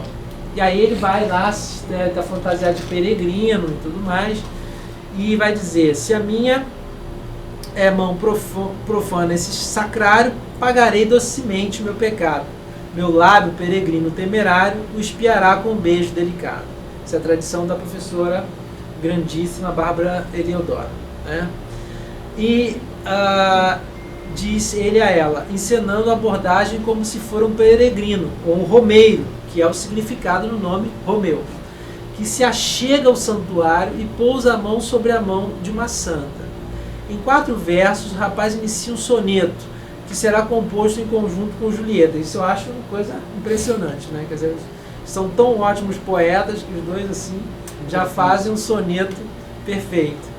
Que de pronto aceita, deixa e improvisa o segundo quarteto da conversa. Bom peregrino, a mão que acusas tanto revela-me o respeito delicado. Juntas a mão do fiel e a mão do santo, palma com palma, se terão beijado. Então esse primeiro encontro transcorre como se testemunharia nos musicais norte-americanos alguns séculos depois, nos quais personagens que nunca se viram antes são capazes de executar, logo que se conhecem, toda uma coreografia. Claro que ela está falando de West Side Story, né? E cantar uma mesma canção como se tivesse ensaiado por meses. Ao final dos 14 versos que constroem diálogo, temos também, além de um beijo trocado entre Romeu e Julieta, um soneto perfeito à l'anglaise, com seus 3 quartetos de rimas alternadas e um dístico rimado. Com essa composição de cena, Shakespeare caracteriza o mundo do casal como um mundo à parte, isolado, exclusivo e certamente arriscado. Então, quer dizer, na verdade também, quando ele coloca os dois fazendo um soneto, tem uma significação muito grande aí. Olha só, nós dois aqui, que nos apaixonamos, somos capazes, com as nossas próprias palavras, nós estamos tão unidos que nós conseguimos criar juntos um texto aqui que é nosso, que não tem nada a ver com aquele outro mundo. E na verdade, se nós percebermos, né, tanto Julieta quanto Romeu, após esse encontro, eles começam a se afastar dos mundos deles, porque vocês vejam que o Romeu, ele deixa os amigos dele esperando, né? Depois ele é evasivo com os amigos, né? Depois ele vai ter aquele momento de queda quando ele mata o Tybalt, né? O Teobaldo. Mas, no fundo, o que os dois estão fazendo é se afastando daqueles núcleos familiares e sociais os quais eles estavam presos, né? E ainda que fisicamente pertencentes ao cenário da festa, né, ainda que dentro da festa, Romeu e Julieta logram aí delimitar seu espaço privado, uma bolha de amor por meio da linguagem, deixa eu ver se eu acho aqui o resto, que utilizam, absolutamente diversa e distoante da linguagem do ambiente que os cerca, né? Então essa imagem de um núcleo à parte, cavado dentro do espaço coletivo, tão bem construída por Shakespeare, como o soneto diálogo de Romeu e Julieta, indica o modo como os apaixonados vão experimentar o mundo e se experimentar no mundo. O amor lhes fornece um lugar, o amor se torna um lugar e lhes permite ignorar o que está à volta. Isso é muito interessante, quando estão apaixonados, né, só tenho olhos para o meu amor, para o objeto da minha adoração, né? E também mais um elemento também que vai caracterizar essa mitologia do amor romântico no mundo ocidental, quer dizer, eu só tenho olhos para aquele, né? Eu só amo aquele ser, né? E também a própria natureza do apaixonar-se, né? Que era uma coisa altamente condenada na época. Quer dizer, você não pode se apaixonar, você tem que seguir o que a sociedade ali mais imediata coloca para você. Se ele está dizendo que você tem que casar com essa família porque é bom para os negócios da família, você tem que se casar com aquela pessoa, né? Que faz parte daquela outra família para aumentar os negócios, para aumentar a terra e tudo mais. Então eles estão quebrando tudo isso, né? Depois ela vai dizer, na madrugada, vou pular alguns trechos, ela vai dizer, na madrugada pós-festa, os jovens decidem se casar, a partir da proposta feita por Julieta. Quer dizer, isso a gente vai ver depois também. A Julieta é um personagem feminino muito raro, muito forte, né? Na verdade, o texto deveria chamar Julieta e Romeu, porque nela que está a força da ação, na verdade. Ela que decide se casar, ela diz, olha, se você quiser, vem aqui, vamos casar, né? E ela já ensaia o suicídio um pouco antes, na cena em que ela vai até o Frei para pedir ajuda, e que se ele não ajudasse, que se ela fosse obrigada a casar com pares, ela mesmo já ia se matar ali, né? Então ela é um personagem forte. Ela embora vacile para tomar o remédio, ela faz reflexões muito maduras e acaba tomando o remédio, não, é a poção no caso, né? Para ela dormir, ela faz reflexões muito maduras. E a gente não pode esquecer, eu vou falar um pouco sobre isso também, que a gente está falando de uma pessoa de 13 anos de idade, né? Então é muito forte. Ela vai dizer, o antropólogo Eduardo Viveiro de Castro, aí ela vai trazer, a professora, no caso, a professora Fernanda, ela vai trazer essa visão mais do sociólogo agora, da sociologia. O antropólogo Eduardo Viveiro de Castro, o historiador Ricardo Besanquen de Araújo, analisam com bastante minúcia e rigor metodológico em Romeu e Julieta e a origem do Estado, a constituição do mito em torno do casal, cujos principais traços expusemos acima. Reconhecem na peça como o drama arquetípico do amor para o Ocidente moderno. E simultaneamente, eis aí a principal contribuição de sua análise, uma das narrativas sobre a origem do Estado moderno, né? No mesmo movimento em que morrem os amantes de Verona e nasce um mito sobre o amor, consolida-se, uma nova visão política da sociedade, quer dizer, a sociedade que vai estar a serviço, aquele amor vai estar a serviço ali do Estado. A hipótese central dos autores é a seguinte: A noção de amor, elaborada no texto de Romeu e Julieta, define uma concepção particular das relações entre indivíduo e sociedade, estando subordinada a uma imagem básica da cultura ocidental, a do indivíduo liberto dos laços sociais, não mais derivando sua realidade dos grupos a que pertença, mas em relação direta com um cosmo composto de indivíduos, onde as relações sociais valorizadas são relações interindividuais. O amor é visto como uma relação entre indivíduos, no sentido de seres despidos de qualquer referência ao mundo social e mesmo contra esse mundo. Porque, na verdade, é isso que a gente já havia falado, né? Quer dizer, essa história desse casal representa uma quebra de paradigma muito forte para a sociedade do mundo ocidental, não apenas para a sociedade elisabetana, né? Porque ela é totalmente... ela é transgressora de tudo aquilo que a sociedade esperava dos seus filhos. O raciocínio dos autores supõe que a morte dos amantes, pondo fim à luta faccional entre Capuletos e Montéquios, permite que a autoridade central, representada pelo príncipe Éscalo, seja restaurada. A oposição horizontal entre os membros da população de Verona é substituída pela oposição vertical, governante versus súditos. Agora não temos mais os Capuletos contra os Montéquios, luta assistida por uma cidade dividida e por um príncipe impotente. Agora a autoridade central não está mais ameaçada e a distinção pertinente é entre o príncipe como senhor absoluto e os cidadãos, né? Existe então uma convergência entre o amor de Romeu e Julieta e a consolidação de uma esfera política autônoma, não mais embutida em relações de parentesco, né? Então, quer dizer, o mundo europeu, pelo menos por algum tempo, né, e obviamente não em todas as estruturas, a gente tem sempre que localizar, né, mas ele vai fazer essa quebra e aí vai inaugurar também o meritório, né? Ele vai deixar de contar com a tradição familiar. Eu venho da família tal, então isso não vai mais fazer sentido em determinado contexto, porque o que vai valer é a sua ação no mundo, o que você contribui para aquela sociedade, qual é o seu mérito. Se você tem mérito, você vai crescer nessa sociedade. Se você não tem mérito, você não vai crescer. Pelo menos essa é a ideia, a gente sabe que não é bem assim, tá? Mas, por exemplo, se a gente vai pegar algumas peças do período jacobino, eles são mais claras nessa ideia de que o indivíduo ele pode, mesmo dentro daquela sociedade que é altamente hierarquizada, que é a sociedade inglesa, ele pode alcançar alguns lugares. Ele pode deixar de ser aprendiz, por exemplo, e se tornar um deputado da cidade. Tem uma história de Londres que, na época, um dos Lord Mayors, ele era um aprendiz e ele conseguiu chegar a prefeito da cidade de Londres, né? Uma história bem famosa. E isso se refletia nas histórias do teatro também, né? Depois eu vou pular um pouquinho.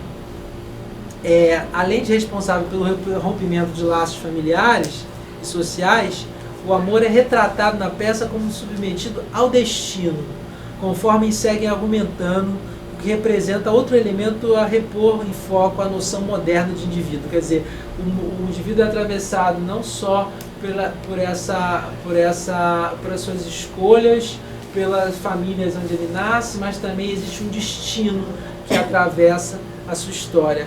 Então não se trata de simples oposição entre amor e indivíduo de um lado, família social do outro, pois o amor aparece associado frequentemente na peça, e é uma equação crucial, a noção de um destino que, embora individual, é tão imutável quanto a ordem do mundo, embora seja ele que vai, no processo da narrativa, mudar esta ordem. Os autores não deixam de afirmar que a noção de um destino ao qual o amor está submetido será substituída posteriormente pela noção de leis psicológicas comandando o indivíduo. E nesse sentido, né, Shakespeare, a gente vai ver não só em Romeu e Julieta, mas em outros textos que ele já vai fazer inflexões de caráter psicológico, né? sobre o que eu, no caso aqui de Romeu e Julieta, sobre essa relação, onde já tem algumas reflexões de caráter psicológico. E continuando aqui no texto da professora Fernanda, ela vai fazer uma leitura interessante, que ela vai mostrar como Viveiros de Castro e o Besanquen de Araújo mostram que Romeu e Julieta estão profundamente ligados ao príncipe de Maquiavel, né? E ela vai dizer, né, não obstante o espanto que isso possa causar, o príncipe e Romeu e Julieta constituem duas faces de uma única moeda, sublinhando o profundo sentido político do que já não podemos mais ler como apenas uma linda história de amor. A existência de domínios autônomos na sociedade, que perde seu caráter orgânico e holístico, é uma condição da modernidade, que ambas as obras quentistas retratam, né? Então ele está dizendo, ela vai citar a Viveiros de Castro. O surgimento do Estado moderno, que ousávamos descobrir no desfecho de Romeu e Julieta, tem em Maquiavel seu legítimo e reconhecido sistematizador. Com o príncipe instaura-se um discurso radicalmente novo que aborda o político como domínio que possui uma lógica independente, autônoma, sem qualquer vinculação com o cimento tradicional da ordem antiga, a religião, né? O mesmo isolamento de domínios, como se viu, está subjacente ao Romeu e Julieta.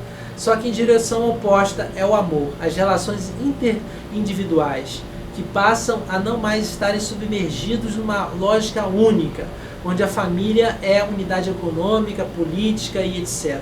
A lógica cósmica, que entra em oposição com a lógica social na tragédia de shakespeariana, oferece o mesmo panorama de ruptura de um todo e diferenciação de domínios que o príncipe sistematiza.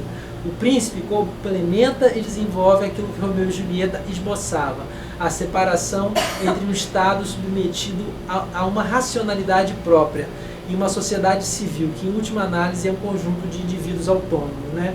Bem, eu não sei se provavelmente poucos vão se lembrar, mas a Margaret Thatcher, né, foi muito criticada em um determinado momento, que ela vai dizer que não existe família, não existe sociedade, existem famílias e que são núcleos separados, que se compõem e tudo mais. Ela foi muito criticada na época, mas na verdade ela estava refletindo essa visão do Estado que surgiria, do Estado moderno que ganharia sentido no mundo ocidental, né? Então, eles continuando aqui, ela vai dizer que essa carga, né, esse caráter arquetípico de Romeu e Julieta confirma-se, né, aqui como veremos, quando nos pomos a pensar em outros casais e somos transportados a despeito de nós mesmos de volta a Verona e a sua utopia amorosa. Aí ela começa a falar de outros casais aqui, sobre os quais hoje eu não vou poder falar, mas depois a gente vai voltar a eles, né? Então, dentro dessa questão do mundo social, o que está em jogo, quer dizer, esse confronto entre a luz e as sombras, entre o dia e a noite, né? O Romeu e Julieta são comparados por eles mesmo como astros solares, como sempre com astros luminosos, mesmo quando trocam juras de amor. Ela vai dizer, não jures pela lua, que ela é inconstante, enfim. Mas também está ali a presença do amor e do ódio, quer dizer, o amor deles e o ódio que está presente, em contraposição ao ódio que está presente naquela sociedade que está movendo toda aquela força, né, da peça. Outra coisa é a ordem e a desordem, que estão muito relacionados, obviamente, mas no caso a ordem e a desordem fala mais do mundo político, que o príncipe está tentando gerir aquela cidade, ele não consegue porque há essa desordem. A peça começa com uma desordem, ela começa com uma briga de empregados que acabam brigando. Para terminar, a gente já está quase acabando, né? Vou falar um pouquinho, mas não de forma definitiva, obviamente, sobre Julieta, né? A maioria dos estudiosos da peça consideram que o sucesso da versão de Shakespeare é devido principalmente a como ele construiu Julieta. Entre suas características está a puberdade. Se na versão de Arthur Brooke ela tem 16 anos, Shakespeare traz outra leitura quando coloca a sua versão da personagem com 13 anos de idade. Julieta é dada para ser esposa de Paris logo após a morte de Teobaldo, que na verdade ele já estava, né, pensando nisso no início da peça, mas se conclui esse contrato de casamento depois da morte de Teobaldo, e espera-se que ela coabite com seu marido e que produza filhos em breve. E logo no começo da peça tem essa fala, né? Ela vai dizer, deixa eu ver se eu acho aqui, que ela já tem idade para ter filhos e que na verdade outras damas de Verona da mesma idade dela já têm filhos, né? Por que ela não, né? Por que ela não pode ter filhos, já que, né, tem outras damas da cidade? Deixa eu ver aqui se eu acho, né? Aqui ela fala assim, a senhora na cena, deixa eu ver qual é a cena, aqui pela cena 3 do primeiro ato, né? Então entra a senhora Capuleto e a ama, e a senhora Capuleto fala: onde está minha filha? Chame-a, ama. Aí a ama: por minha virgindade aos 12 anos já a chamei, querida, carneirinho, Deus me livre, onde está? Cadê Julieta? Entra Julieta: aqui estou, quem me chama? Sua mãe. Julieta: senhora, aqui estou, o que deseja? E a senhora Capuleto diz: é o seguinte, ama, sai um pouco, o assunto é secreto. Aí depois ela diz: ama, volte. Pensei melhor, preciso do seu conselho, conhece a minha filha desde o berço. E aí a ama começa a falar, né, várias coisas, e sobre de como a Julieta era jovem, alimentava, etc, etc. Aí a senhora Capuleto fala assim: agora chega, por favor, silêncio. Aí a ama fala: sim senhora, mas esse mesmo de rir, ela não chora mais, dizer E aí a senhora Capuleto fala: pois o casamento é justamente o tema dessa conversa. Diga aqui, Julieta, como se sente quanto ao casamento? E a Julieta diz: é honra com que nunca ousei sonhar. Aí a ama: é uma honra. Não fosse eu sua ama, eu diria que o juízo vem do peito. Aí a senhora Capuleto diz: pois pense nele, mocinhas mais jovens que você, na nobreza de Verona, são hoje mães.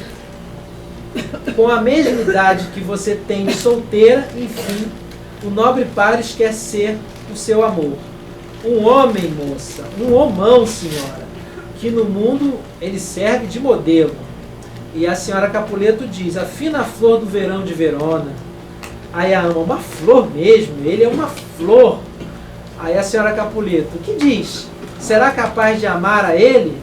Né? Então, quer dizer, na verdade, o sentido de amor da senhora Capuleto e o sentido que eles constroem, que o casal vai construir, é totalmente diferente. Né? Quer dizer, o sentido de amor dela é um contrato, né? Você é capaz de amar, você de conviver com ele, né? A gente faz um contrato e tudo mais. Hoje à noite irá vê-lo em nossa festa. Estude o livro do rosto de Paris, escrito pela pena da beleza. Repare na harmonia das feições, pois cada uma embeleza a outra. E se algo fica obscuro no volume, as notas no olhar aclaram tudo. Esse livro do amor, com folhas soltas, para a perfeição precisa só de capa. Né? O peixe é para o mar, o erro eterno, a beleza ocultar o belo interno. Visto por muitos, o livro tem glória, porque abraça o tesouro de uma história. Compartilhando do que ele possui, ao tê-lo você não se diminui. Aí continua, mas vocês percebam que, né, nessa fala a mãe já está preparando Julieta para ser entregue para Paris, né? Então Julieta é dada para ser esposa de Paris. A nossa percepção odierna pode se espantar com esses fatos, mas autores como Mary Sokol, em seu trabalho chamado Shakespeare, Law and Marriage, editado pela Cambridge em 2003, nos lembra que a idade legal de casamento à época era de 12 anos. Né? E também eu queria dizer mais, para terminar, que Julieta ela é a personagem que vai, de certa forma, conduzir a ação de uma forma mais premente. Quer dizer, ela que se oferece para casar com Romeu, né? Ela que não estava esperando se apaixonar, se apaixona, ela que vai ter a força de procurar uma ajuda com o Frei, ela que toma essa decisão, ela vai negar o conselho da ama, ela vai, antes disso, ela vai negar a ordem do pai, ela vai desafrontar o pai, e no final ela também vai conduzir, levar a sua própria morte, porque estavam chegando, ela viu que chegavam ali pessoas, e antes que eles chegassem, ela tem a força de tirar a sua própria vida. Quer dizer, é um personagem fortíssimo aos 13 anos, capaz de elucubrações altamente sofisticadas e também de produzir um texto, né, também muito sofisticado. Para o nosso próximo encontro, eu queria continuar pensando sobre isso, né, e propus algumas reflexões que seria o tema da família, né? Na verdade, a gente falou aqui rasteiramente um pouco sobre esses temas, mas vamos tentar expandir um pouco, que é o tema da família, como é que a família é vista na peça, como ela é transformada, como o sentido de família ela vem se modificando, né? E qual o sentido que a peça ela constrói. O choque de gerações, porque não deixa de ser todo momento um choque de gerações entre os jovens e os mais antigos, membros da família. Júlieta discute diretamente com o pai, ela ouve a sua mãe de uma forma muito burocrática, a ama vai aconselhar que ela case com pares e ela vai considerar que a ama é uma pessoa que não considera que ela casou, né? já é casada, pelos laços da igreja e já tendo consumido o casamento dela, não poderá jamais se baixar, ter a vileza de trair o seu marido verdadeiro, né? A gente pode pensar também nas conexões entre o destino e a morte, porque todo o tempo, né, a peça ela é muito construída com base na questão do destino, né? Vocês vejam aqui que no coro da peça, né, a peça tem coro, que ele entra em alguns momentos, e o coro vai dizer assim, no prólogo: duas casas iguais em seu valor, em Verona que a nossa cena ostenta, brigam de novo com velho rancor, pondo guerra civil em mão sangrenta. Dos fatais ventres desses inimigos, nasce com má estrela um par de amantes, né?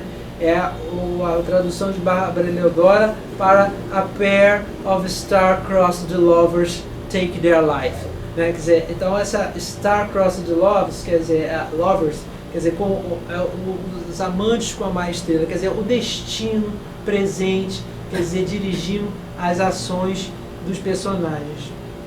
E uma coisa assim, um paralelo interessante é que se a gente pegar nossas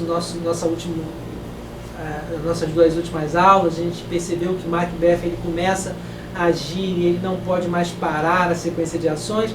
A gente poderia pensar também nisso de Julieta, né? Ela começa a agir de uma forma que as ações levam a ela um destino que ela não pode mais, ela não tem mais força de reverter aquilo que ela coloca em jogo, né? A guerra entre famílias, a guerra civil e o poder do Estado. A gente podia também perguntar por que os amantes não sobrevivem e, obviamente, se eles sobrevivessem, não seria essa peça grandiosa que a gente tem. Referência, né, a eles, aos amantes, no caso de Romeu e Julieta, né? Por que os amantes, Romeu e Julieta, não sobrevivem, né? E é claro que isso dá a grandiosidade da peça. Diretores ao longo da história têm trabalhado de formas muito diferentes com isso, né? A maioria, eu tenho visto produções que eles trabalham sempre assim, né? A Julieta ali acordando, e Romeu tomando veneno e morrendo. Alguns fazem com que o Romeu veja a Julieta acordando para ele morrer, né? Então é um desespero, é uma outra leitura, é um desespero total. Eu acho interessante também pensar por que a guerra precisa da guerra para levar paz, né? Porque só a tragédia que faz os pais se darem conta. Sim. É um pouco até interessante para a gente pensar o momento que a gente está vivendo de extrema polarização. Claro. E a gente chegou nesse ponto que ninguém falou como que a gente chegou nesse ponto. Exatamente. E ninguém sabe o que vai ser daqui a pouco, e é todo mundo um pouco afônico, que a gente tenha chegado nesse clima tão belicoso. Claro. É interessante, né, que tem um elemento feminino, tanto nesse momento agora, como Julieta, que também é um elemento feminino. Ela claro. tudo com a questão. Ela vai rompendo, sim. A questão do feminino é muito forte. Nesse sentido, o Shakespeare estava muito avant la lettre, muito... porque ele, na minha opinião, humilde aqui, né, estou aqui pensando com vocês, né, ele é o primeiro grande autor do mundo ocidental que vai colocar a mulher num papel central e com essa força. Você não encontra, você vai encontrar depois, mas o Shakespeare é o primeiro que coloca. Se você pega, por exemplo, a fala de Emília em Otelo, né, que ela vai falar contra os maridos e tudo mais, é uma fala altamente revolucionária para a época. Obviamente a gente não pode ser ingênuo, eu também falar que Shakespeare era feminista e tal, a gente tem que levar em conta que as mulheres iam ao teatro e elas queriam se ver representadas ali. O teatro elisabetano, jacobino, era um dos poucos espaços em que a mulher tinha acesso garantido, ela podia falar, ela podia ser vista, ser desejada e desejar. Então a igreja e o teatro eram os dois espaços em que ela podia fazer isso. Fora desses lugares ela não podia fazer nada. E o Shakespeare é muito esperto, ele percebeu isso. Então eu tenho que falar para esse público que está me vendo aqui, né? Então eu tenho que falar para essas mulheres, senão elas não vão continuar vindo aqui no meu teatro. Mas, independente das motivações, o texto dele é profundamente, a gente vai encontrar personagens femininos extremamente fortes, né, que vão lutar frontalmente contra a ideologia do patriarcado, né. Aqui tem minha bibliografia para quem quiser, depois a gente vai mandar, e eu deixo vocês com Fair Thoughts and Happy Hours Attend on You. Muito obrigado pela atenção de vocês, eu espero que eu espero que as reflexões que eu tenha trazido aqui, embora sejam muito humildes, obviamente, são muito simples, muito pontuais, sirvam para que vocês possam fazer suas próprias reflexões, suas próprias leituras, suas próprias pesquisas. E a gente vai se encontrar no dia 23. 23 a gente está aí de novo para continuar essa conversa. Muito obrigado.